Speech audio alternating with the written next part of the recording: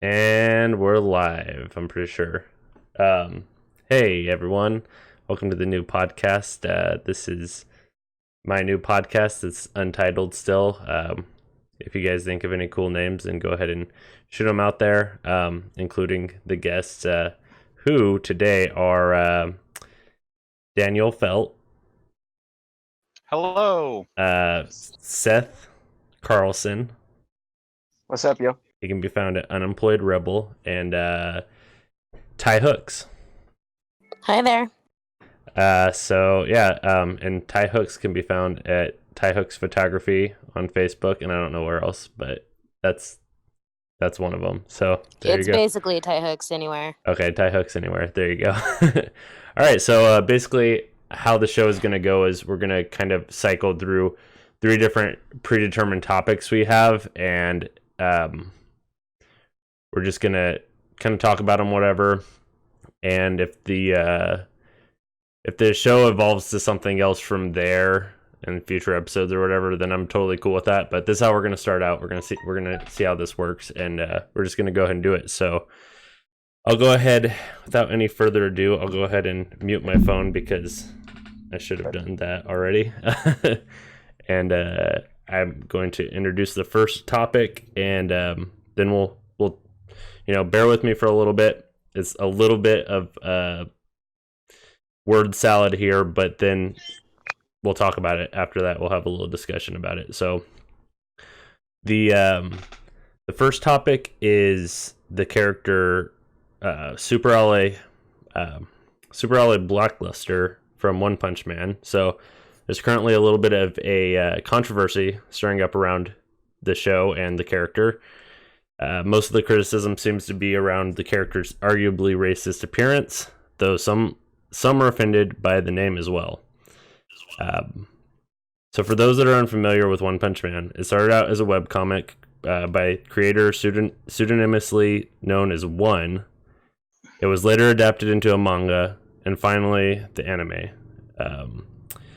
I personally have only watched the anime. I don't know that much about the webcomic or the manga, but doing my research, it kind of had me dip my toes a little bit into those worlds, just little bits. So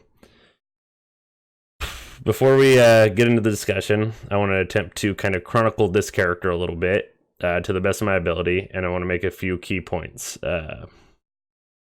So let me put up a picture of him here so everyone can kind of get an idea of what this guy kind of looks like. Where did I put that? There we go. So this is the character we're talking about here. And you can probably immediately see why there's kind of a little bit of a controversy around him.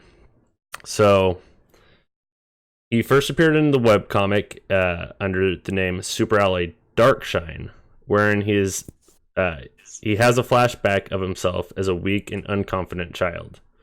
As a child, he appears to be a light-skinned Japanese boy, not black in the slightest.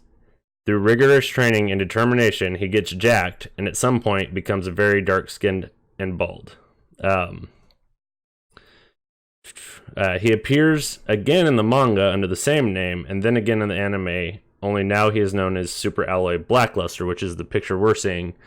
And here is what he looks like in the manga, sorry. So it's pretty much the same. Like, I don't see that big of a difference, but some people kind of have a different opinion on that.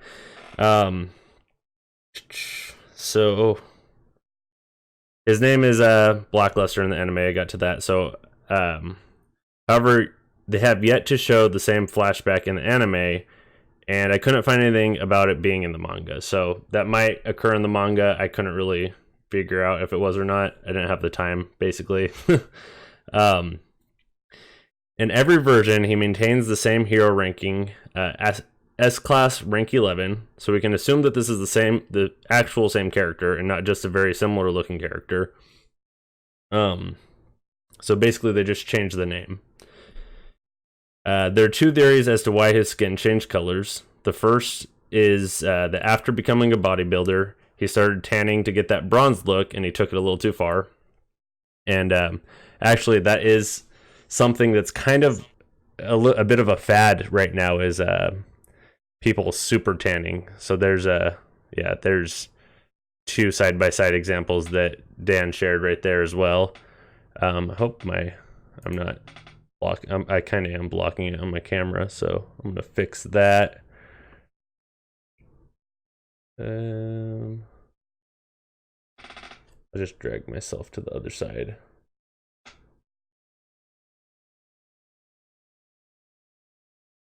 There we go. Okay, so technical difficulty, sorry about that. But now you guys can everyone can see the picture, so that's what we want. Yeah, so I actually learned about this like over bronzing thing, like almost like a blackening your skin on the Joe Rogan podcast. They were talking about it and kind of saying how ridiculous it looks, and they actually pulled up this very same picture, and it's kind of, I don't know if this is actually that big of a thing going on right now, but like this is how ridiculous it's getting, and it's like he has paint on his skin. I am not sure if he does or not, but anyway, and then so the second theory is that both the dark skin as well as the baldness, much like Saitama's own baldness, are side effects of his intense training, which, could be a combination of both those things, really. But those were the two kind of things I dug up when I was reading into this a little bit more. So basically, my simplistic opinion is that this is not really racist, but I can kind of see where the idea is coming from, and I don't think it's racist whether or not he's genetically black or not as a character. So what do you guys think? Let's start with Dan. Is this racist? Why or why not? Well, let's start with like Japanese depictions of people of African descent. Yeah, they're just super stereotypical. Yeah. There are very, very few African descent people in Japan. Yeah. Like, they're all like this. This isn't just a blackluster problem. This is pretty much every black person in anime or manga. They're all large, lightly covered lips with very dark skin. Like a lot of the other parts of this that people complain about, the shininess, that has to do with like muscled characters regardless of the color. I mean, you can go and watch Dragon Ball Z and you see all the light shine off them as they charge up. Yeah. So that's fairly common. But one of the main issues is that manga and anime, they aren't like graphic novels and cartoons in the West. They put out like 144 episodes a year. So anime styles in general are extremely stereotypical. Like, if you go and see an actual white person in anime, they're going to look like an inbred French aristocrat. That's just the style they draw. Very thin, very angular cheeks, very short nose. Like, that's Japanese anime art. And a big part of that, yeah, it's stereotypical, but it's meant to be stereotypical because it's very easy to draw. Yeah, I can definitely agree with that. So it's kind of become its own art style. When you translate that to America, though, it becomes problematic because a lot of these particular stylings, especially for black characters, are evocative of minstrel show. Yeah. Styling particularly. So if this was American, yeah, it would definitely be racist. But it's also like you lose something in the cultural translation. Yeah, and that kind of from Japan. And I just think it's stereotypical. It's not necessarily negative from the at least any more negative than anything else foreign is. That kind of reminds Japanese perspective. Kind of makes me think of something I'm actually going to bring up a little bit later. But let's go on. Seth, what do you think? Racist, not racist? Go for it, Seth. You there? He was irking to talk a little bit ago. We can't hear you, Seth, if you're trying to talk. Let's go. Ty, what do you think? Frankly, I think it's a little bit of both. I mean, he didn't exactly start out for it to be racist. You know what I mean? Mm-hmm. It didn't mean to go in that direction. I think because it was just the skin color, people took it that way. But I think it's a little over the top to take it that far. Just because, like you said, with anime and manga, and they're not thinking about those kinds of things. It was never meant to be in any offense. It's just a thing that happens. And as I mentioned, a lot of these people are just like me. They've only watched the anime where they don't actually dig into, they don't show that same flashback. They just show the character as he is today. So they don't know, that whatever. I don't know. Background. Yeah, but which means I'm back. Okay. By the way, there was such a background with him. Yeah, no, I've only seen the anime. Yeah, I didn't before. Just like probably 9 o'clock, 10 o'clock this morning. So right. Well, my input on that whole situation is I'm not that caught up on One Punch Man. I've watched maybe the first season of the anime, and I did look up the character. Exactly. I think Dan's pretty spot on with it. It's a completely different culture, and not even that. It's anime is very, like he said, on the nose. If this is this character, I mean, shit, it just makes me think of the American character from Yu-Gi-Oh! Blonde hair, American flag do-rag. Damn, what the hell is his name?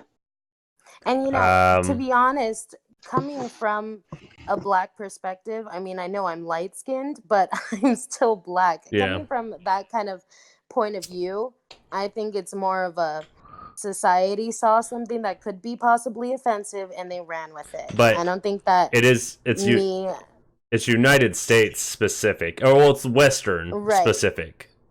Exactly. And that's why I think that they took it a little too far. They saw something that looked familiar, and they assumed it to be something that it's not. And unfortunately, we're more of the sensitive countries. You know what I mean? So, of course, I mean, I'm not surprised at all that it would be only America to take offense to it. You know what I mean? Yeah.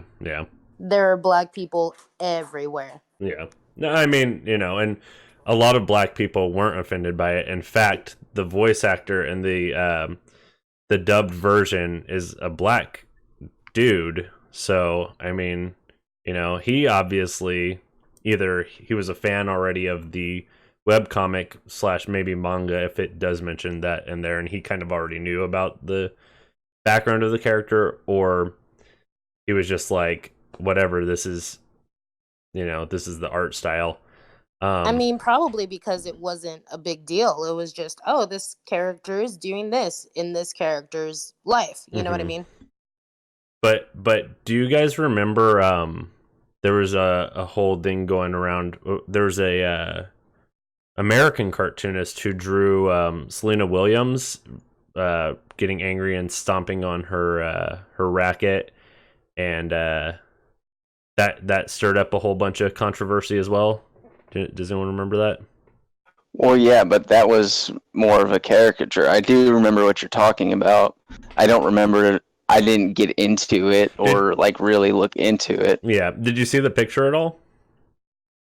No, I never even actually looked it up. I just remember when that whole thing happened. I remember an article popping up about it, the caricature. Yeah. And I just assumed it'd be probably racist. And I mean, or Dan. It was a caricature. Sure.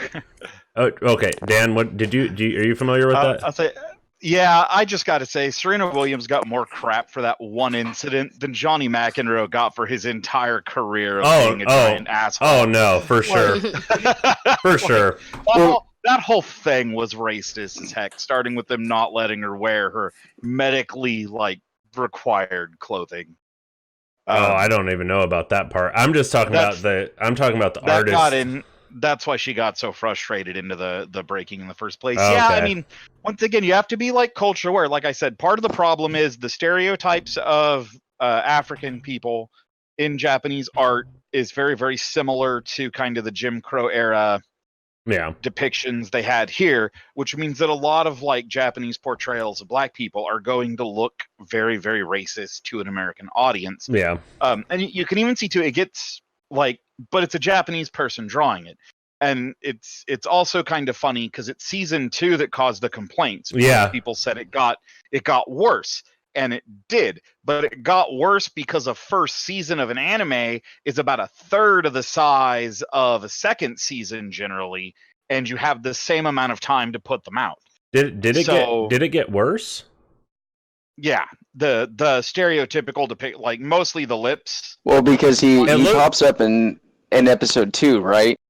Yeah, like for like half a second. Yeah, and that so. And it's a lot of it just has to do with the requirements of how fast they have to draw these.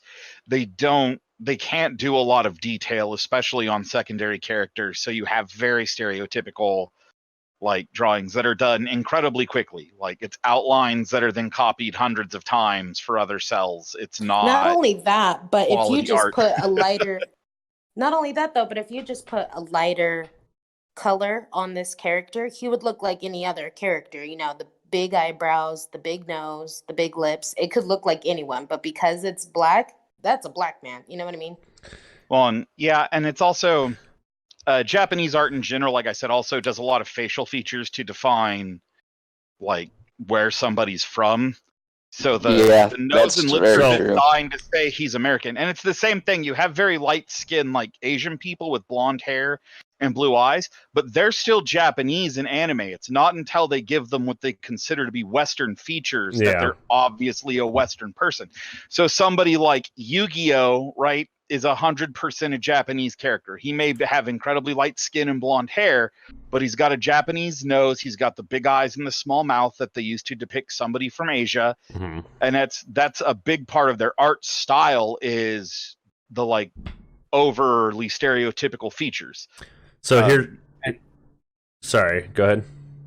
I say, and once again, like in Japan, that's not a big deal, but in America, that ties into a whole history of how like our culture has kind of put down foreign cultures or other people's. Mm-hmm. So it translates racist, but that's not like, it's not necessarily them making fun of or insulting or putting down other cultures. And well, exactly. And they don't even have that history of.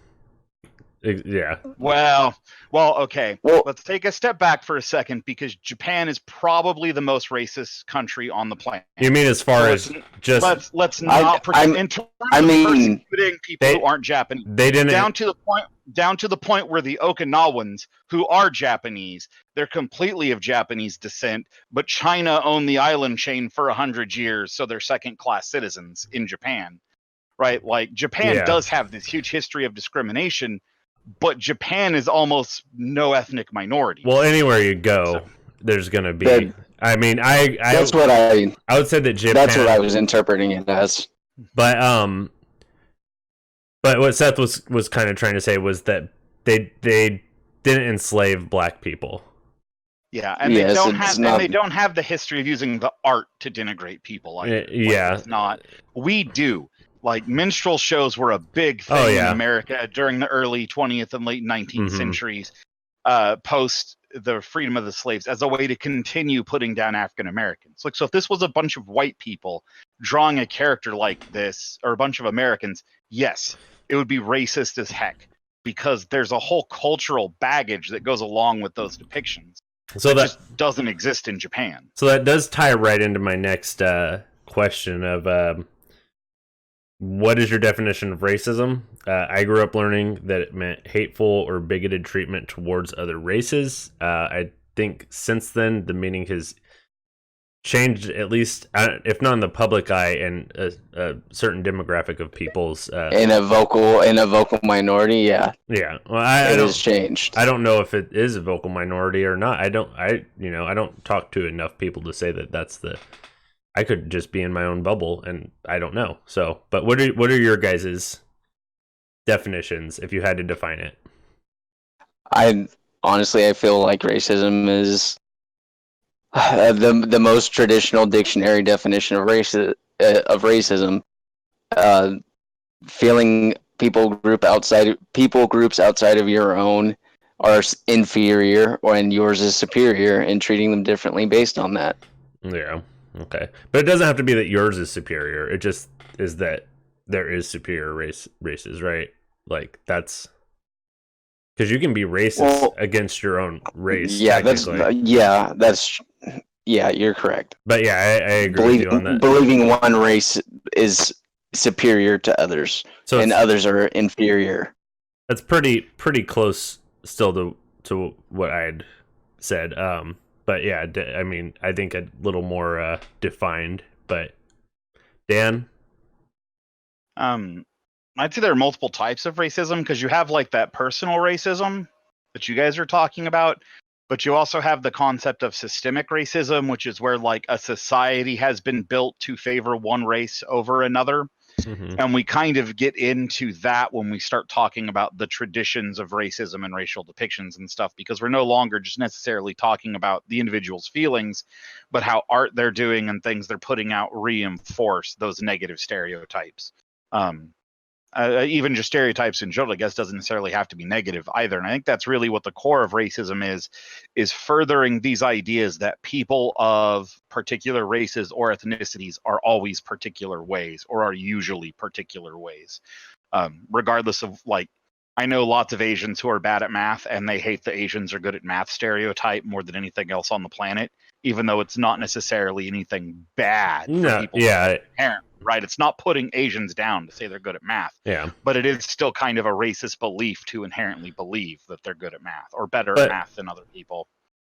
But beliefs are an individual thing. They're not. No, I mean, you have cultural beliefs too, right? Because we have cultures, and those push and reinforce beliefs. Like, if beliefs were individual, I think you'd have a lot more, say, spreading of religion inside communities than you do.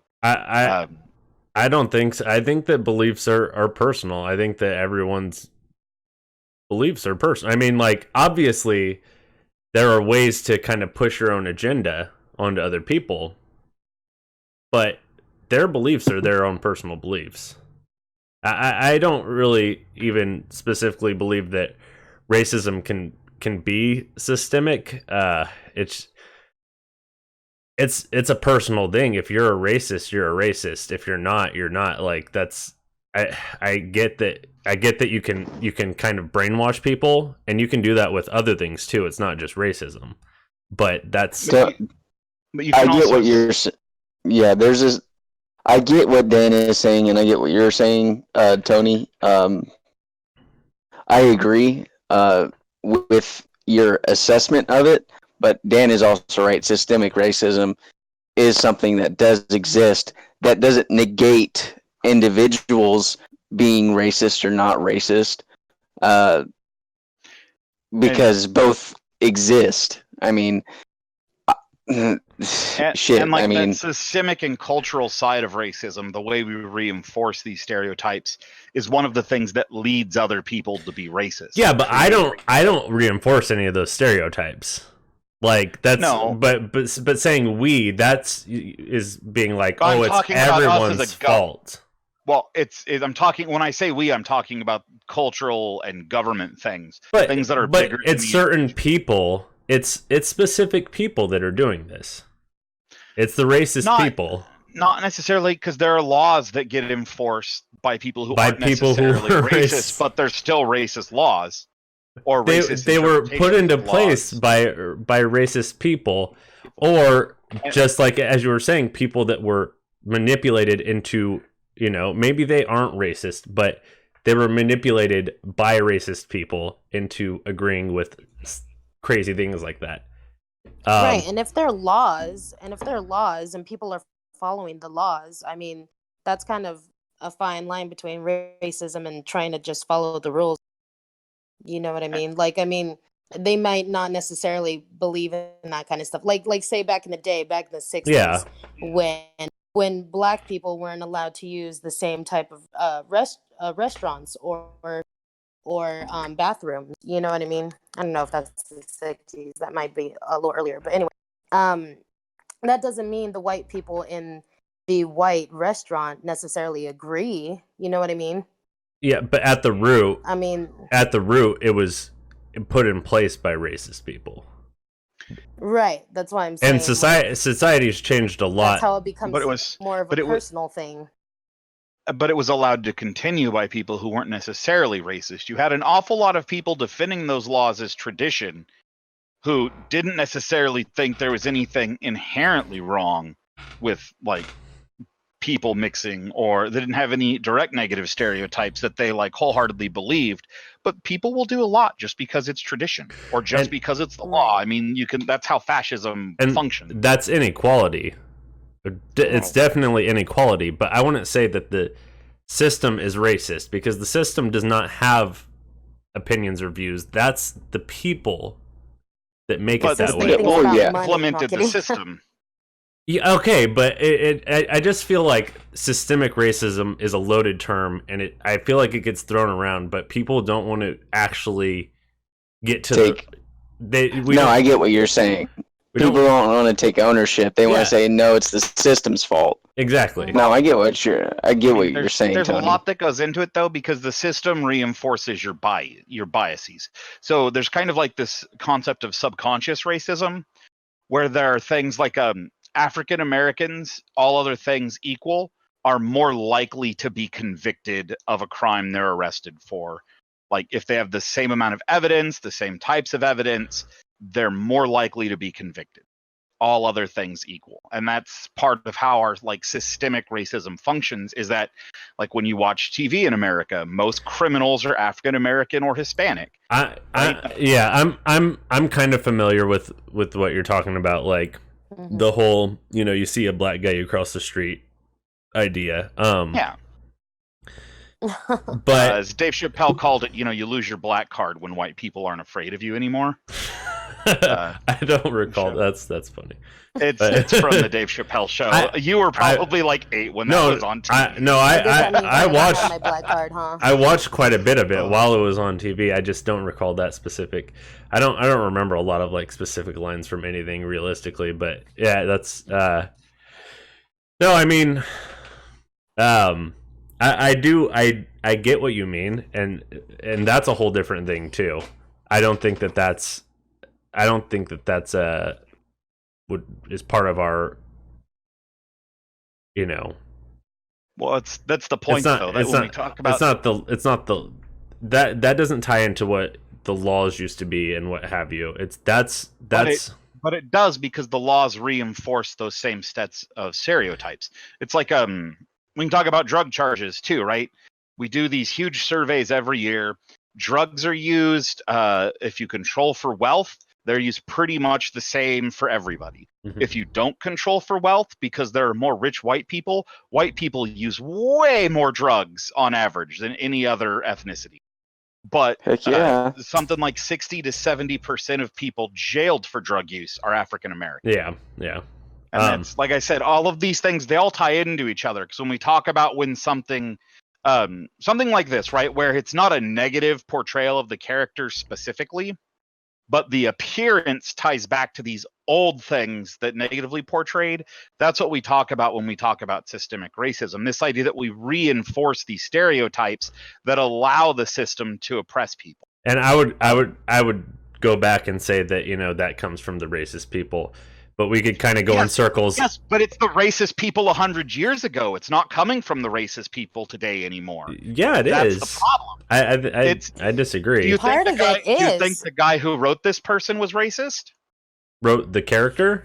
Yeah, who drew the character, who created this image of the character. No, but that's the whole point of this whole thing, is that we don't think that the show itself, the anime itself, is being racist. It's the people that are watching the anime that are writing reviews and writing articles and saying that this is they're interpreting it as those are the racism points, and those are personal. And like I'd say, this guy, I'd say, isn't racist, and there's a whole set of loaded cultural things with Japan that go into it.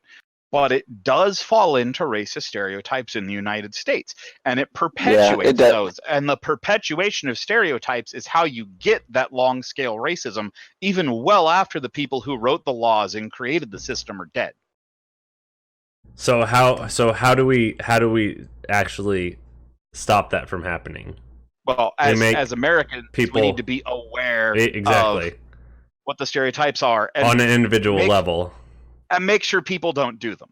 I think when we get into anime, though, it becomes problematic because it's Japan, and so they have different sets of stereotypes and different sets of right and wrong. And I think a cultural awareness of all anime is inherently very stereotypical because of how quickly they have to draw this stuff would go a long way towards kind of understanding when they are and when they are not being racist.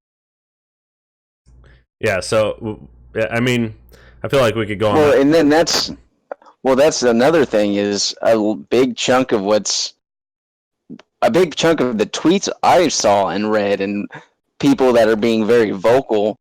I guarantee a good chunk of those people that are the most vocal aren't into anime. They don't know. Yeah, most of them probably are not. They saw it posted by someone who actually did see it, and then they went and an extra mile. That's racist. Yeah, exactly. No, yeah, but we could talk on this same point probably all night, but we don't have time for that. So, I did want to hit a couple other things really quick before we move to the next topic. So there are people in real life that look like this character. So it's a little bit concerning as to why those specific characteristics, even though they do really exist, and this is a cartoon character, so obviously if there was a white person going around with blackface on, that's not cool because of the history behind it. But why should these specific characteristics in cartoon characters be considered racist?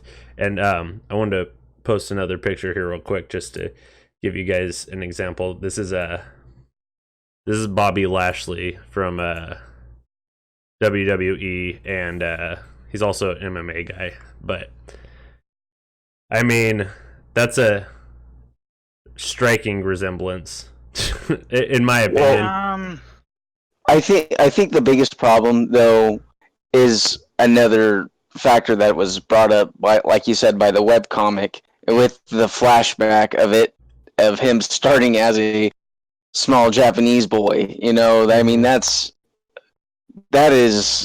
think that's where a lot of the controversy comes in as well. No, I'm not just talking about this character though. I'm talking about in general. Earlier I brought up the American cartoonist that did a caricature of Selena Williams, and he does Serena Williams. I'm sorry. He does caricatures of white people as well. He does caricatures of everyone, and they're just over the top. That's what a caricature is. He didn't draw her with overly dark skin or overly like ridiculous features, but he got a lot of criticism. I mean, they were overly, I would say, because it's a caricature, but it wasn't like, I didn't feel that the picture itself seemed racist. I just felt like it was a cartoon, but I mean, you know. Do you want to post the actual picture you're talking about? Because there are several. There's at least one of them was definitely definitely one racist. I don't know what I even look up. There's only one that I'm talking about. It's where she's jumping in the air. That one? Yes. No, that's racist. I'm sorry. Okay. Racist is tech. What is the cartoonist name? First off, it doesn't look like her, but yeah, those lips, those mouth, that's overly stereotypical. Okay, what is the artist's name though? Look up his other art. Post some of that on there. He does overly, like, all the white people have big pink noses. They're okay, but there's not a history of using big pink noses to like make fun of white people in a specific fashion. I mean, like when you do caricatures of people, yeah. Well, yeah.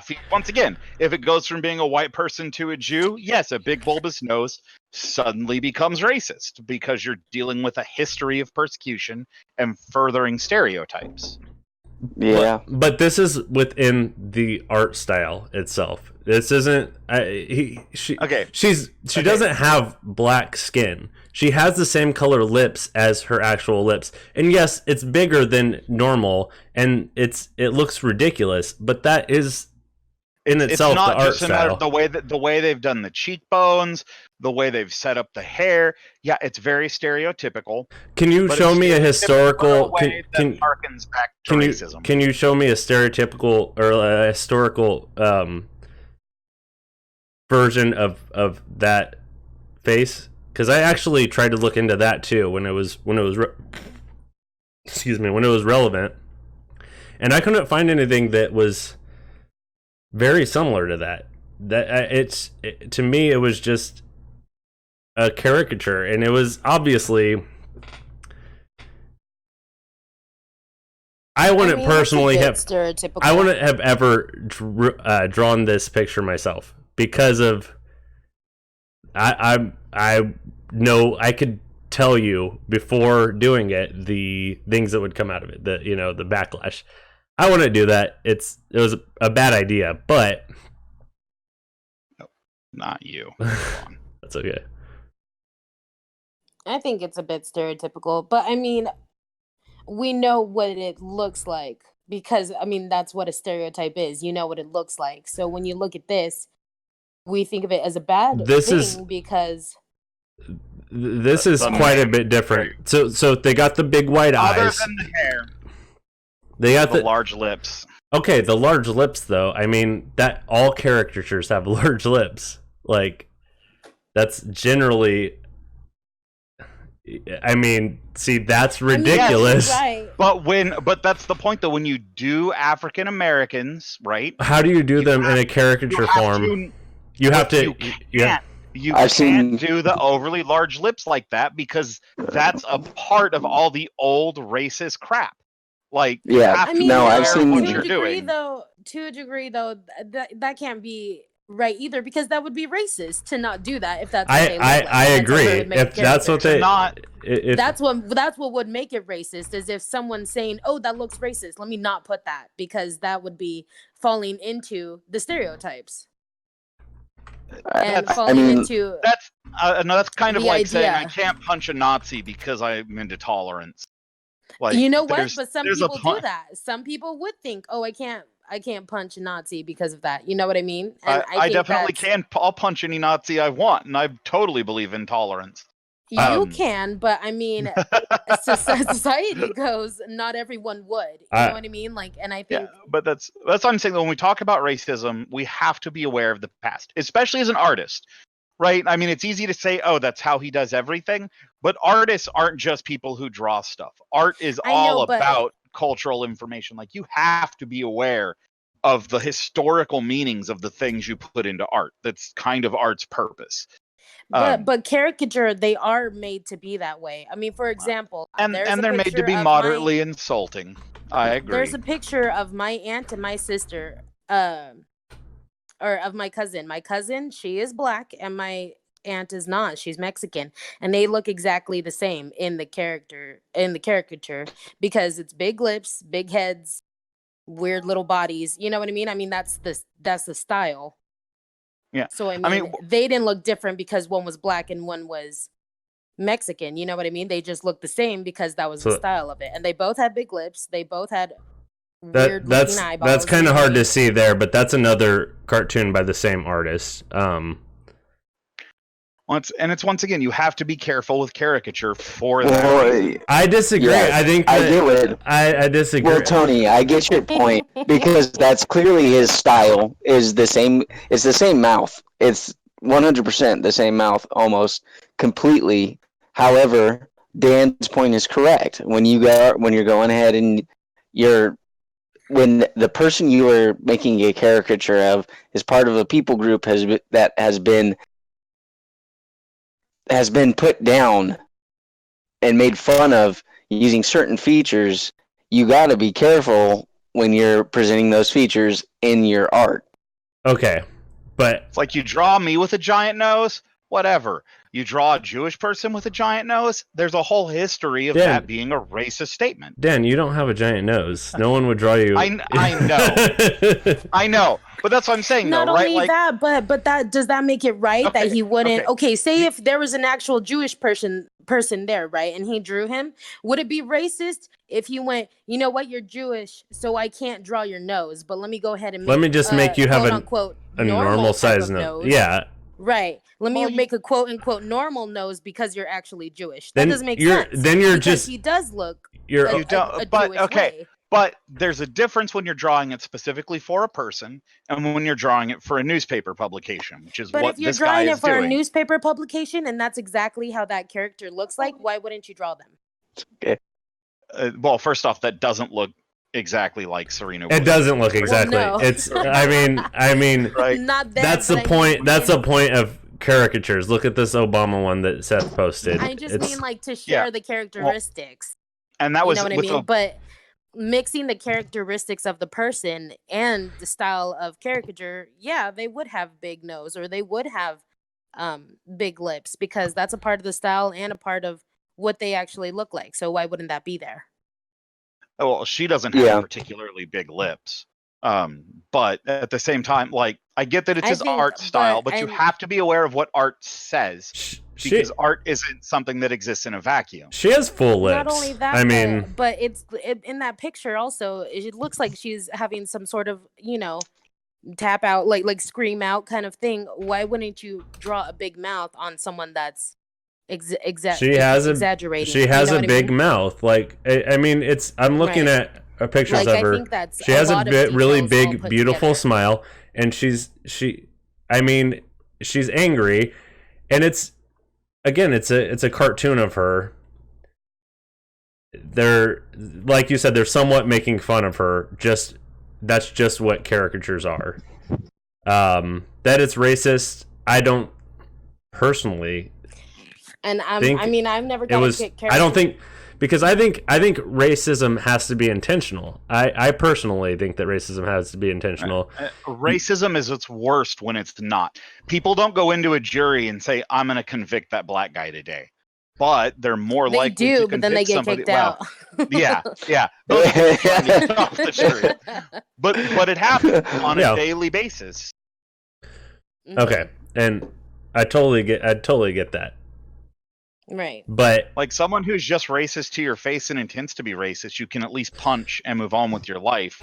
So do we block on Facebook or whatever it is the kids do these days? It's the subtle racism that kind of really hurts whole populations.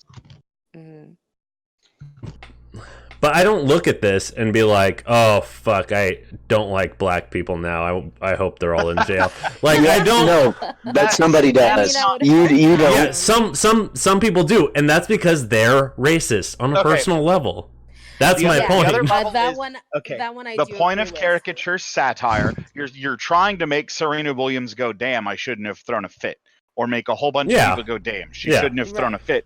But that's not necessarily what you're going to evoke with this image. You're going to, especially racist people, you're going to go, damn, she's black. And that's not what you want to do with caricature. That's not the purpose of satire. Those people, racist people are going to do that. That are saying, damn, she's black. That's. I looked at it and I thought, damn, she's black. But that's because I'm black. And I know what a big old black woman with a big mouth looks like. Oh my God. And so I think that goes into more of a personal belief and more personal point of view than to say, we're all going to look at it like that. There's also a huge history involved in this because Serena Williams once again got significantly more crap for this one event than Johnny McEnroe got for his entire career. And I don't think he has a history. No, she has a history of throwing tantrums. Every tennis player has a history of throwing tantrums. No, I'm just saying. Johnny McEnroe used to throw his rackets after games at the other player. And he was fined a lot. Yeah. He's got more fines than any other player. There's no caricature out there of Johnny McEnroe like trying to beat another player with his tennis racket, but it happened. Right? Oh, there is. There's literal pictures of that. I don't know. There are pictures. There aren't caricatures. There aren't people. Oh, they were in the news. And everyone made fun of Johnny McEnroe. I mean, there's the fucking whole Mr. Deeds like. Well, no, everybody acknowledged that Johnny McEnroe was an asshole. That's a lot different than making fun of him. He was also a legend. Like, right. Well, I think that most people. Exactly. I'm gonna put one in the group right now. It was made in 1992.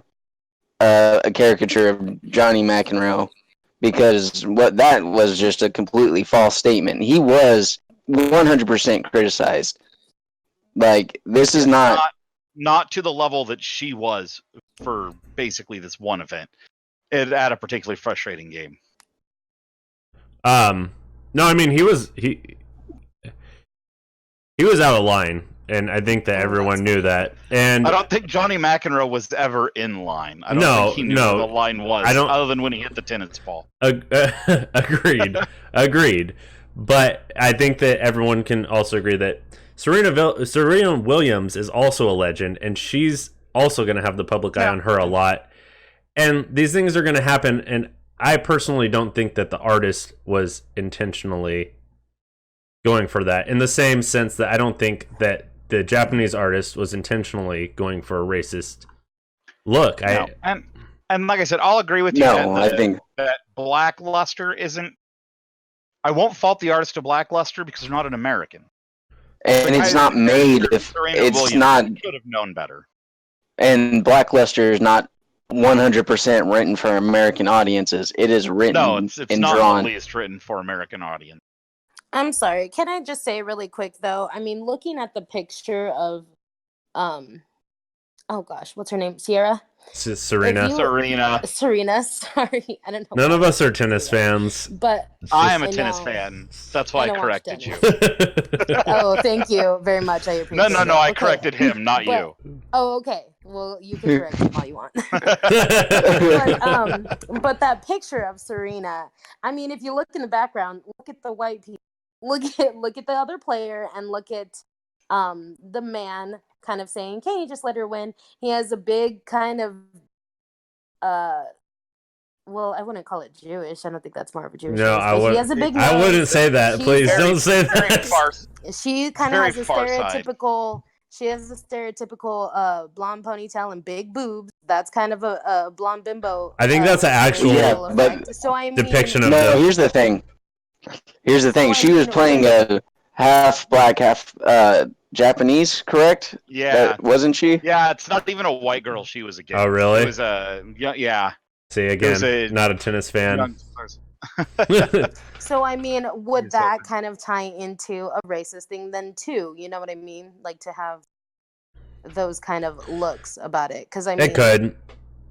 I mean, right when I look at the person talking to the lady, that looks like an older white man to me, you know, with the nose and the hunched over back.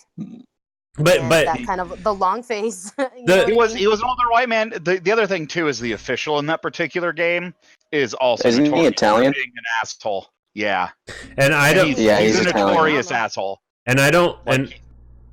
I don't disagree with you exactly, Ty. But the point is that white people weren't. Opinion on that. The white people weren't oppressed with imagery. So it's. I get.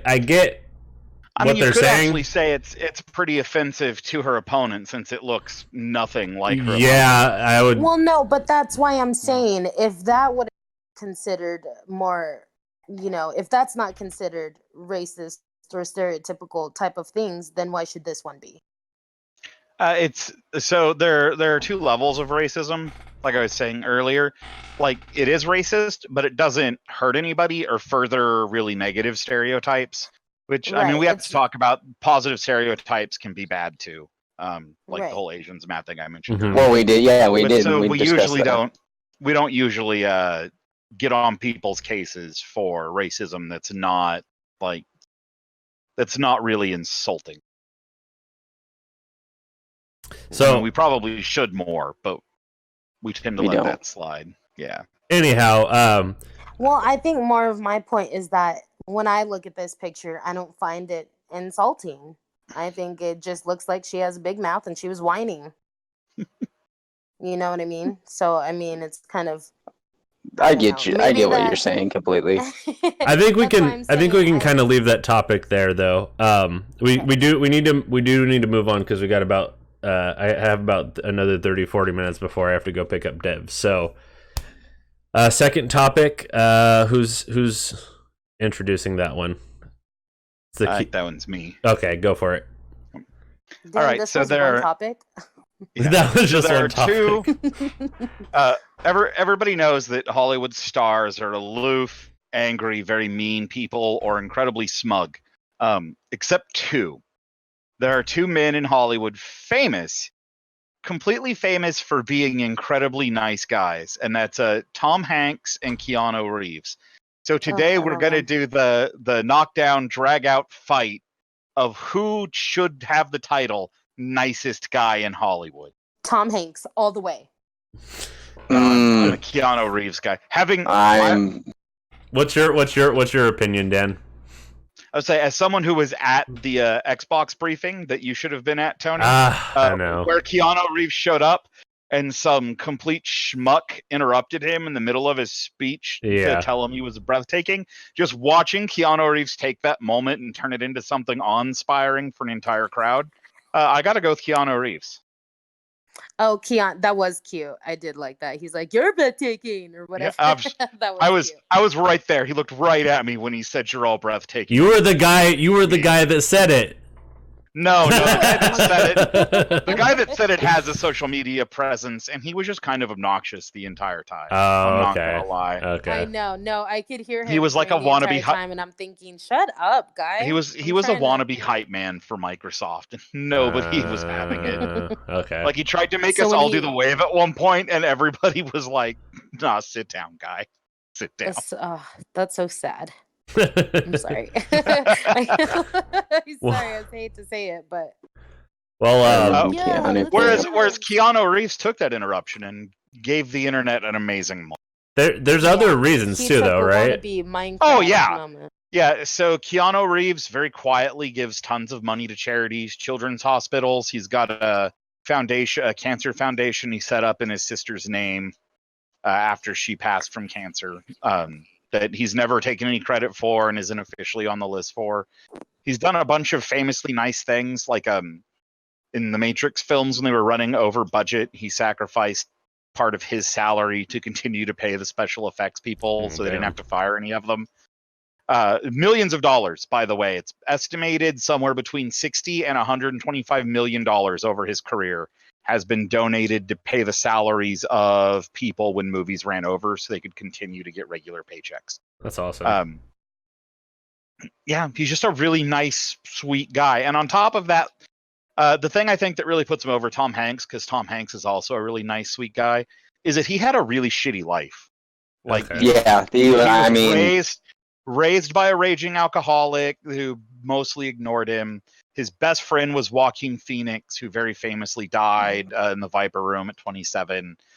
He then, like, the next year, his longtime girlfriend had a miscarriage, and they got estranged, and then she died in a car accident.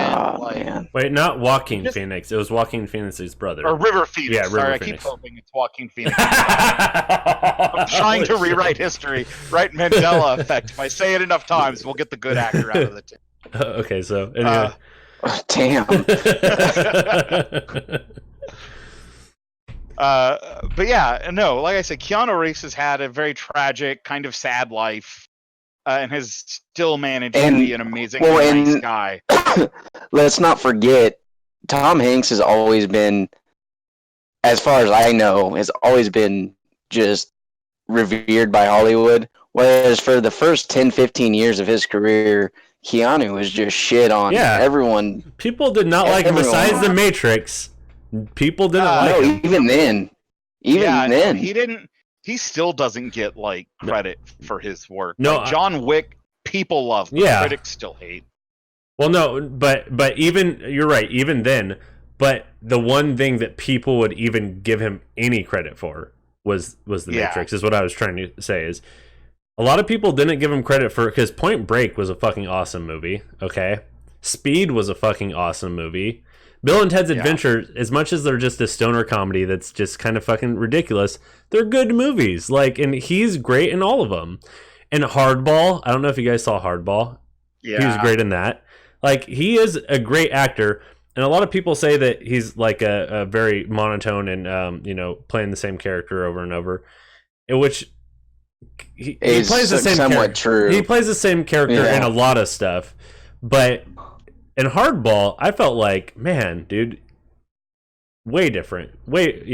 Totally a heartfelt guy. Well, I mean, at first he's an asshole, but it was a good movie. He's done a lot of like smaller films like Hardball where he really branches. Like he's done a ton of indie films. John Wick was just the first one that people like really picked up on as a movie. Yeah. And even there, it's very similar because he's kind of playing a depressed guy who expresses himself through violence. But like in Dracula, in Bram Stoker's Dracula, which was a terrible movie and a terrible adaptation, he was actually really good as Jonathan Harker. I loved him in Constantine, and that's which is like up until Wonder Woman was DC's best film. Well, Devil's Advocate, he was good. I mean, he even like will go back and he will criticize himself. I mean, he's said I did terrible in Dracula. Like he hasn't said I did terrible, but he said he could have done much better. Essentially, I have yet to see that, but I probably don't want to. In My Own Private Idaho, which it's hard to really like because he's really stiff in My Own Private Idaho, which is what he gets criticized for. But like he's playing a person who is unwilling or unable to grow up. It's really great in that one. River's Edge, he was really good. Like he's done a bunch of smaller, low budget films that people haven't really caught on, where he's a lot less of the stereotype. The problem with being a Hollywood action star, and Bruce Willis complains about it, who's somebody else I love as an actor, but he's definitely not a nice guy. Bruce Willis complains about the fact that like when he does an action film, he doesn't get to play a character. He has to play every action film he's in has to be like Die Hard. Yeah. You don't get to. Yeah, you get type. Yeah, I mean, a lot of actors get typecasted. That's for sure. So any I like Tom Hanks. I was gonna say any arguments for Tom Hanks here? Because I'm on board with Dan. I think that Keanu's the nicest guy in Hollywood, but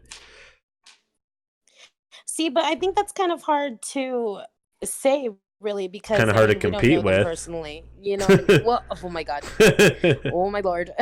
But I mean, saying things like, he has a charity and he's been through a lot in life. I mean, those are things that you're build someone into being a nice person. You know what I mean? You're sounding a little choppy. Oh. Go ahead. Can you hear me now? It's just weird and choppy. Try disconnecting and coming back. But we'll keep the show running. So for Tom Hanks, I looked a little bit into him because I didn't know actually anything about him. But one of the things that I saw was that he refunded some moviegoers because they didn't like his movie. That's the Larry Crown affair, right? I don't know that reference at all. Yeah, I think I remember that. I think that's the name of the film. Oh, okay. It's like a comedy, almost a comedy version of James Bond that a lot of people thought wasn't going to be a comedy. So people went in expecting a Larry serious Crown, film, and then it wasn't. Yeah. Yeah. So really. Yeah. That was pretty funny and interesting, and I think that that's cool. I mean, Some of the other stuff that they had on here, I was kind of like, how does that make him a nice guy? Like, he collects vintage typewriters. Like, that's interesting. I know he he had like an autistic super fan who collected a scrapbook of stuff of his, and he told her it was super nice, and his mom doesn't even have one like that. Yeah. So I mean, that's like, if you've never dealt with people who are autistic, it can be quite difficult because there's this whole like social awareness thing they don't have. Mm-hmm. So it can be really easy to offend them, or stuff they do that seems normal to them can be really odd. Yeah. So like that's, I mean, just having that depth of character to accept something that's like overt stalkerish behavior, but recognizing that it's not really a stalker, it's just someone whose social norms are different is I mean, it's a lot of empathy. Yeah. Yeah. He also has never really glorified violence in any of his films. Okay. Which is something we can't say about Keanu Reeves. We cannot. That's admirable. Even the war films Tom Hanks has gotten involved in kind of show violence as a horrible thing that sometimes has to happen. And I mean, that's a lot for like a Hollywood career, especially somebody who did a lot of comedies early and then had to transition into serious films because it's hard to get people to take you seriously. But in Toy Story 1, he played Woody, who was an asshole. That's true. I mean, he came around. He did play a character who was an asshole. Yeah, and then he just ditched his best friend. Right. Okay, wait. Can you guys hear me now? Yeah, you're much better. Okay. So, I know Dan did that on purpose somehow because he didn't want to hear my rebuttal. Whatever. I will fight to the death for Keanu Reeves. I have no fear of Tom Hanks. Really quick. And I will follow you into that fight, Dan. Hold on. I want to hear that. I want to hear the Tom Hanks rebuttal so that I can just shoot it down. I just want to say, oh my gosh, wow, so aggressive for a Keanu Reeves advocate. Okay, very aggressive. I have to say, but you know what? I don't think it's very much of a rebuttal. I think it's kind of unfair to say that there can only be one nice guy in Hollywood. I know that's the argument, but just it's because the king. Yeah, we're talking about the king. We're talking about the death match between the two nice guys in Hollywood because they're too nice to do it themselves. They're gonna kill each other. They can kill each other. Well, with kindness. Tom Hanks would not kill. I know. I was about to say. He would send each other puppies his hand and love him. And you notice how we're all the Keanu guys are guys. Love each other to death. and I know. I'm like. And she's the only woman here, and I feel like we probably lean towards Keanu because of his tendency towards action and being a badass, and that's kind of deep ingrained in. No, I think no. Mine is 100%. Mine's 100% because of the bench picture where he's just sitting there on the bench eating a sandwich by himself. Or the time where he sat down and like shared lunch with a homeless guy. Yeah, oh, wow. I mean that's. I didn't know about that one. I think it just took Keanu Reeves a while to like become his own person, and he's had a lot of things to fight against, and I think that's what makes him a nice guy. Also, go ahead. I feel like No, it's okay. I just feel like in Tom Hanks, he's always just kind of been there to hang out and have a good time and be the nice guy to work with and try to make it through calmly and rationally as much as he could, and that's what he did, and he did it nicely, and he crashed weddings in a nice way too, like you know what I mean. I kind of thought that was a little bit of an asshole move, but they just were like he was famous enough that it was like, oh, this is cool. But in my mind, he's doing the same thing right now. He's crashing people's weddings. Yeah, he's doing the same thing right now. Yeah. But I don't know. If Tom Hanks crashed my wedding, I'd be pretty freaking happy. No, Keanu gets a pass. He can crash whoever's weddings he wants. Oh my goodness. But and it is safe to. I mean, that is a thing too. Is that Tom Hanks has had more of the type of movies to go into more of a nice guy effect. I think, at least. I mean. His is more like you said. There's I'm the only woman, so it's more of a feminine thing. It might be. That's just for an him observation. You know what I mean? But that's why I'm saying, like, sorry, I had to slap my friend's ass because she was in the way. Anyway. Okay. But anyway. Makes sense. I know she was being makes sense. She was being distracting, so I slapped her ass. Anyway, I'm not the nice guy. we're like, oh sure, when you do it, it's fine. When I do it, it's sexual harassment. What? That's an argument we should talk about next. It'd definitely be sexually harassment if I slapped your friend on the ass your way. If it was your own male friend, though, that would be fine. Yeah. They're the same If you met sex. my male friends, I would not want to slap any of them. I mean, maybe you want to slap my ass, All Dan? right. Oh, Seth, but not me, huh? You're bony, man. I'm afraid it hurts. Actually, I have a nice butt. I have a good He's juicy. Like, actually, thick... I have a nice juicy butt over here. So, just ready for the slapping. So Dan did mention though how Keanu sat down and had lunch with a homeless man, but did he befriend a taxi driver in New York? Because Tom Hanks did. Apparently. Ooh, Tom Hanks. They're friends. That's actually one of the other reasons I really like Keanu Reeves is because he's from LA and New York is a bunch of a-holes. They're all Yankees fans. I mean, wow, yeah, fuck the Yankees. They're all fucking Yankees. Oh my! I mean, maybe if I found out Tom Hanks was secretly a Mets fan, I could like him a little bit more. But come on, he's totally a Yankees. Who says he's not? Is that Let's find out. Would win you over? No, there's no argument to win me over for Tom Hanks. I'll spill you guys on the dark, dirty misdeeds of Tom Hanks in a couple of minutes. I want to see what you come up with first. Ooh. Oh, okay. I don't think that. See, but I don't think that would be fair to say. I mean, to the point where, like, is he human or is it him really not being a nice guy? You know what I mean? So, Dan, would this change your mind? Tom Hanks is a fan of the Oakland A's. No, that's science. And change your opinion, just not enough. Not enough. All right. It's not enough. So, and here's my problem with Tom Hanks, because I already talked about how he doesn't really do action films. He doesn't glorify violence, right?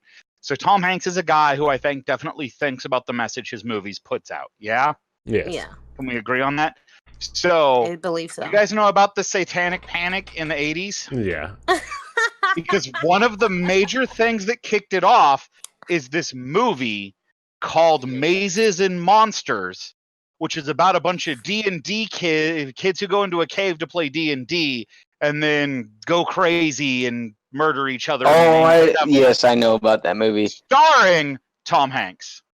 Man, that's funny. And as a kid who didn't get to play D&D as a kid because Tom Hanks was in a movie that said it was going to turn me to the devil, I just kind of will always have a little bit of resentment. Wow, that is that's fair. Hey, that's like the strongest argument we've heard all night. I think that's weak. When I was reading all of the stuff about Tom Hanks, though, I was kind of like, what is this guy hiding? For some reason, there's something in his eyes. He's hiding something. I don't know what it is. I mean, maybe it's just guilt over kickstarting the Satanic Panic. You know, putting hundreds of innocent people behind bars across the country, in particular. I was thinking more if he murdered someone and buried him in his backyard and no one ever found out about it. But I mean, it could have been the same. Keanu didn't do that. How do you know? Or maybe because he makes movies about doing that. Because he likes doing it. He's not hiding anything. Yeah. Maybe they did find out and just wouldn't believe it. Maybe like they dug up the body. Tom Hanks is just ashamed of it. I don't know. He must have been there for a while, and the coroner was like, "Well, all my tests say it's 3 days, but you've been here for 2 years, so my test must be wrong." I think that's some Tom reverse Hanks psychology right there. Tom Hanks wouldn't do that. Wow. Okay. You have anything? I don't know. He kickstarted the Satanic Panic. I mean, oh my goodness, man will do that to just about anything. Do you have anything else in defense of Tom Hanks, Ty? I don't think I need to say more. Obviously, you guys are not nice guys. Can we put in our votes? Can we put in our votes now? All in favor of Tom Hanks, say aye. No one. Oh, okay. All in favor of Keanu, say aye. I Okay, it's three to one. Men. So, all right. So, unless anyone has anything else to say on that, can we move on to the next topic? our third and final Dan over topic. here is Third like, and final topic. satanic. All right. So That's all I I'm get to saying. introduce the fun topic. We're already talking about Keanu, Tom Hanks. There are a ton of other very famous people in Hollywood, in sports, and all that kind of stuff. The next topic we are going to discuss is, out of all these famous people, who would you choose to fillet and why? Okay, Let's go. so when you say fillet, you mean like Like, get to town. I was Go gonna say, down like on it. Drop and trowel. sexually? Yeah. Okay. Yeah, straight up.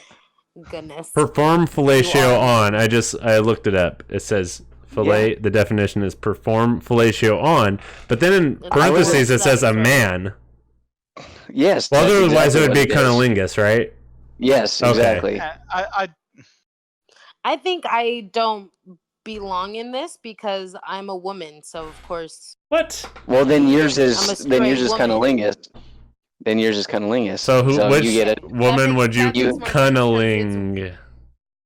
Yeah. See, but So I fillet have is to just pick a woman, right? yes. So that, I think to Okay. keep it fair. Yeah, to keep it fun. Got it. Come Okay, on. that's what I was saying. Yeah, that's what I was saying. I'm like, because I'm a straight female, so that wouldn't work because Yeah. No, I get your point. I'm attracted to male. So Anyway. I'm gonna take the freebie and say Ryan Reynolds. Sorry, you guys can't have him. Oh, That's a do we freebie. not get to get to agree? And also, can we not like double team a peen? Oh I mean- my gosh.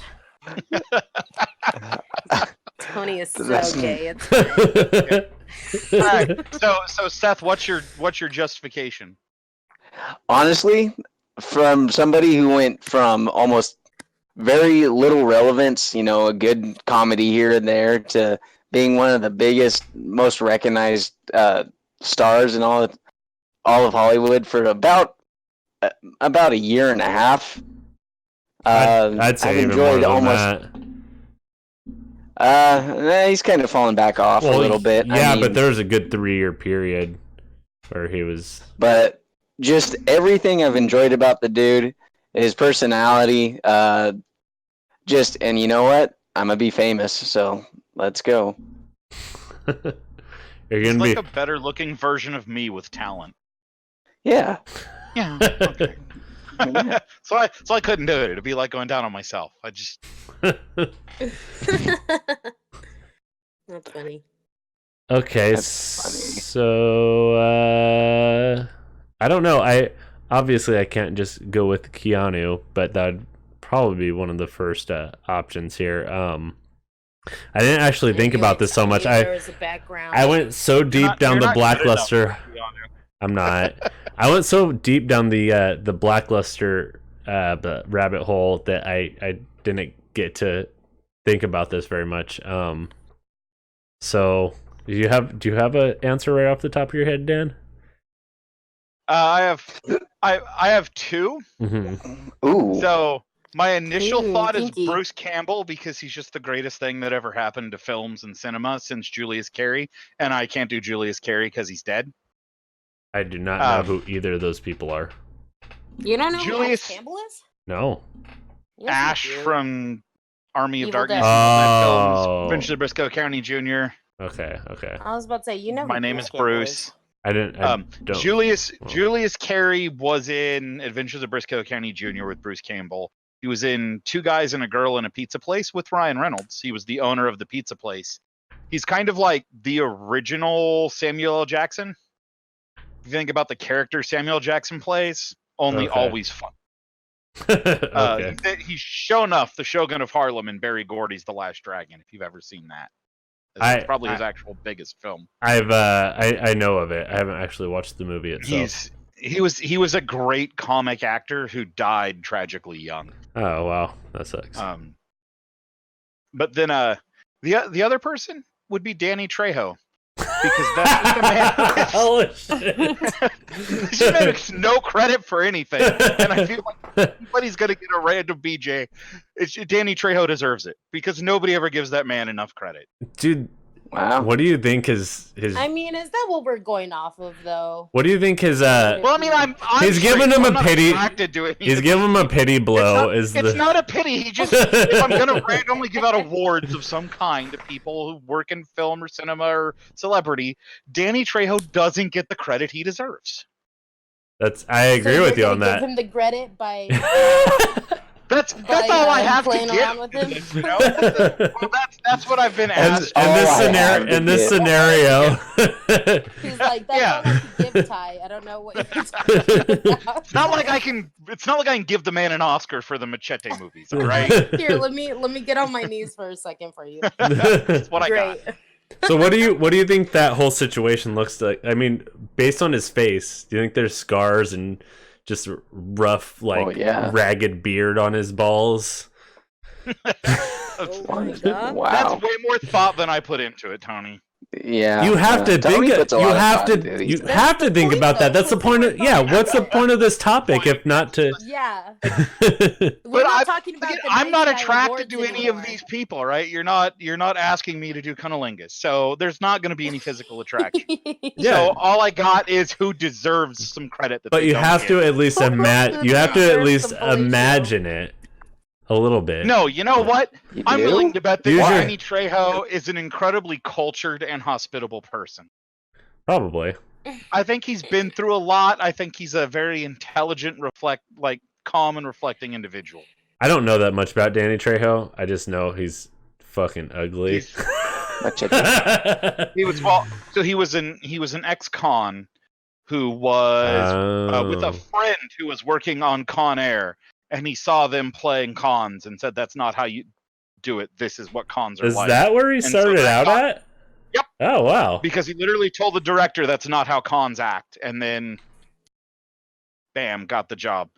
But he's done so much. Oh yeah. I know a lot of it's because he's good friends with Robert Rodriguez, but he's done so much to promote Hispanic, in particular Mexican culture in the U.S. and try to normalize and make that stuff okay. And that tells me that's somebody who honestly cares about the people around him and the people he grew up with, and that's something I think that we should respect. But it also tells me he's respectful. So I think, yeah, if he was going to get a blowjob from a random person, I think he'd shave and take care of himself first. That's the kind of guy he is. And I mean, Spy Kids 1. Come on. What? Am I right? He was in the Bruce, first Spy Bruce Kids. Campbell is straight up made of sexy. So Okay. Oh shit. I still haven't. I'm just this Danny Trejo thing. I'm just. glad I could fuck with I him a little. haven't been able to You come broke up the with internet. a good one. Probably okay. Probably Matthew McConaughey. I think. I know All right. he's gonna be clean down there. Too old, man. You're too old. Yeah. No. According to Dazed and Confused, Days Infused. I'm way too old and the wrong sex. So. Oh, But if I could choose anyone and they would let me, and I had to, I mean, if I had to choose someone, that's what I meant, not if I could. Oh, okay. For the Sorry, that was a little distracting. Heidi, shut up. I'm kidding. But I picked a woman. I'll unmute him in a sec. But you did pick a woman. Okay, go for it. I picked a woman. I'm not gonna lie. I was looking through my Instagram follows, the people that I follow, to see if I could find some celebrity women. Okay. And as soon as I saw her name, I went, "Ooh, I'm excited!" Amelia Clark. Do you know who that is? Mother of Crickets. Dragons. Crickets. Yes, that is Mother of Dragons. I think she is adorable. And actually, the first time I fell in love with her was not with Game of Thrones. Uh-huh. It was a movie, Me Before You, and she's a brunette. And I actually. That's I what think she is she's naturally cute. is a brunette. Yeah, I think she is too. she is. Yeah. But I actually think that she's very appealing from like her interviews and stuff. She Mhm. just seems like She's a fun, adorable, goofy little and she's sexy. person. Yeah, she can be really cute and goofy, and then she could turn sexy on real quick. So, and I like her character from Game of Thrones too, but that wouldn't be if I had the option, but I don't because I have to choose a penis. I would say that's up there. She's very she just has like a lot of charisma about her, and she's just like kind of like a goofball at the same time. Right. She's just silly. Speaking of Game of Thrones, even though I'm not really allowed to pick a penis. We're not in the Game of Thrones cast right now. Well, I mean, we were. So shut the hell up. No, Let her finish. But no, I was just going to say Peter Dinklage. You would blow Peter Dinklage? Yes, I would. I would too. Like, from Endgame? I mean, not Endgame, fucking Infinity War? Where he's 20 feet tall? No, just normal. Just normal? Peter Dinklage is in Infinity War? Yeah, he is. Who's he in Infinity War? He's the dwarf. Yeah, the dwarf. Oh, that's right. Yeah. Sorry, I was thinking Endgame. Endgame, yeah. You're right. I was thinking Endgame at first too. I was like, wait, what? That's you not guys even were thinking the first Endgame Marvel because movie. You guys are thinking Endgame because I said Endgame first. Oh, fucked up. Oh, my bad. Yeah. He's the guy who made the Sentinels in Days of Future Past too. Oh, really? Yeah. Huh. Yeah. I haven't watched that yet. I need to. Yeah. I'm so behind on I my love X-Men me movies. It's like the last good X-Men movie. I mean, you're not behind. Logan's kind of an X-Men movie. But Logan was great. Logan it's was just only kind of an X-Men movie. It was a good movie. Would you guys Logan was good. Would you guys blow Hugh, what is his name? Hugh. All I can think of is Hugh Grant and Hugh Hefner. I said Matthew McConaughey. You did. You already said. And we Are you saying did the it's whole Hugh joke. Jackman? I said Matthew McConaughey. You said No, all I right, know, all right, but- all right. Oh my goodness. Yeah. We just passed over you real quick. No, yeah, he didn't justify it. There's not a lot of justification. He's an attractive man. He's probably got it. It's probably clean down there and would be an easy go. I won't have to think about it very much. I'd be worried that maybe. Okay, do they have to finish? Oh, see, I never even went that far. I'd be worried that it'd take a long time. Yeah, they should have to finish. They should have to finish. See, it might take a while. But I'm willing to take that task on. Good for you. I have another woman too, or I guess she's more on the younger side. She's probably like in her early 20s. But what's that new show? She's like Arya Stark. The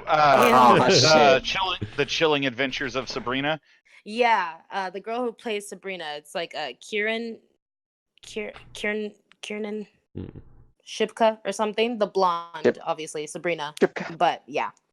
Yeah, half of me's like she cute, and the other half is she's no Melissa Joan Hart. But Melissa Joan Hart nowadays is like, I mean, she's not ugly. She's just she's average. Like, I mean, she's just a grown woman now. You know what I mean? Yeah. Whereas before, she was a celebrity and she had her charisma about her. Oh, she was very attractive when she was like in her 20s. Then it's like nostalgia because Melissa Joan Hart is my age, so okay. See, like growing up with Clarissa explains it all. The original Sabrina the Teenage I watched all that too. Really she was, yeah, so she was. It's so hard for me to like do the new one and be like, it's not Melissa. I mean, I get that it's Chilling Adventures of Sabrina, so it's the like horror version anyway, but it's just not the same. It's definitely, I don't know, it hurts. No, I honestly compared to watching the the original and the one now, I feel like it's kind of its own thing, and that's what I like about it because it's so different. It 100% is. There's not comparison about it to me, honestly. I mean, obviously the story is the same, but not quite, because Chilling Adventures of Sabrina is from a horror graphic novel line that's Right. based on the Riverdale comics. So it's like it's not even the same comics they're based on. So Right, it's definitely different source material. It's just hard to see a Sabrina and not see Melissa Joan Hart. I never knew that Sabrina think- was based on comics. Yeah, Archie Comics Yeah. characters. I didn't Yeah, know. you didn't know that? I didn't know that. No, I didn't know Wow. Sabrina the Teenage Witch was. Wow. Tony, Wow. get off our podcast. I knew that Riverdale was. But Wow, Tony. Oh, yeah. I knew something No, so Tony Sabrina. didn't. That's cool. Oh my god. That's not that. That's become cool. No, I'm kidding. No. No. But anyway, I don't know if we're still on that subject, but I was bringing my lesbian self out for a minute, so I thought I'd throw that one out there. So yeah, I mean, I think those were all pretty good answers. I had fun. Yeah, definitely. So should probably wrap this up. We're getting close to the hour and a half, and I got to get going pretty soon. But thank you guys all so much for joining. If you guys want one more time, shout out yourselves on social media and all that. And yeah, My shit's unemployedrebel at yahoo.com. On Twitch, I am Witches Looking Glass, but everywhere else it's just Ty.hooks. not your email address, Seth. I know. Too late. It's out there. I gotta get some pretty words. That you're not getting a hold of me that way, just so everyone knows. See, they're getting a hold of someone that way. And Dan, I don't nothing. do social media. So Okay, all right. So you can find me in real life, maybe. that's Ooh, weird. Real life. So thanks again, you guys. Thanks everyone for watching. We'll be back again next Saturday with a new episode of this podcast that's still unnamed. Until then, you guys have a great week, and bye. Bye. Bye. Holla.